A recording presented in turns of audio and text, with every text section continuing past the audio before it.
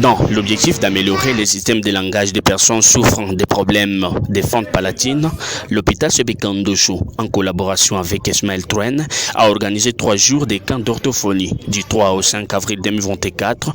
Ici, une dizaine d'enfants et adultes ont pris part.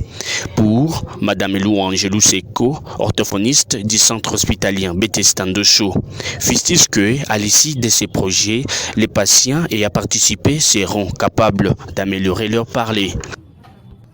Oui, l'objectif de ces camps était pour aider nos patients à bien articuler certains sons, les sons auxquels ils présentent certaines difficultés à articuler. Je peux dire que c'est un succès parce que la majorité de nos patients se sont améliorés dans leur façon de s'exprimer. Oui, moi je peux dire que les attentes sont atteintes parce que il y a les enfants qui ne savaient même pas dire papa. Mais après, comme nous sommes au dernier jour, je suis en train de voir vraiment qu'il y a une grande amélioration. Oui, on l'a organisé en partenariat avec Smile Train. Vous savez que Smile Train travaille avec les enfants nés avec fente labiopalatine.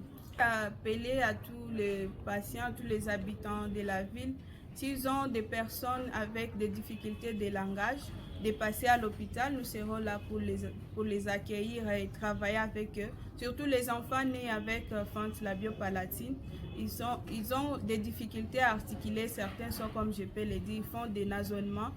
Et au lieu de bien prononcer les sons, il y a difficulté que les proches puissent bien les attendre.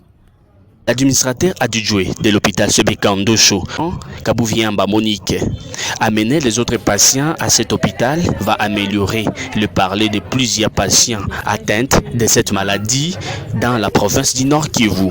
Je lance un appel à tous les parents ou à chacun qui a un problème d'articuler ou bien un problème de fente labiopalatine de venir dans notre hôpital Sebekandosho pour venir se faire soigner et ensuite apprendre à bien articuler les mots que la personne n'a pas le moyen d'articuler avant d'être soignée. Alors, je demande à tous ceux qui connaissent quelqu'un qui a le même problème de les sensibiliser pour qu'ils viennent se faire soigner et bien articuler les mots pour être bien compris par la société, parce que celui qui a un problème de fente labiopalatine, il a mal à prononcer un mot que une autre personne à côté peut comprendre ou attendre ce qu'il veut dire. C'est ça, je remercie d'abord notre partenaire Smile Train qui nous accompagne dans les soins des fentes labiopalatines et qui nous a accompagnés dans l'organisation de ce camp pendant 3 jours. Alors, nous disons vraiment merci à notre partenaire et nous lui demandons de continuer à aider la population de notre province et de notre ville de Goma pour qu'ils aient une vie épanouie.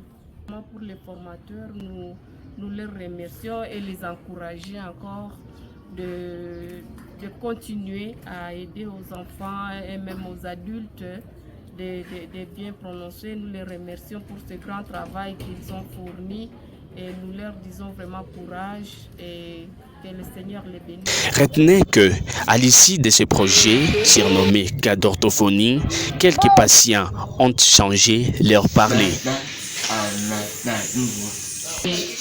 Nakupatia courage sana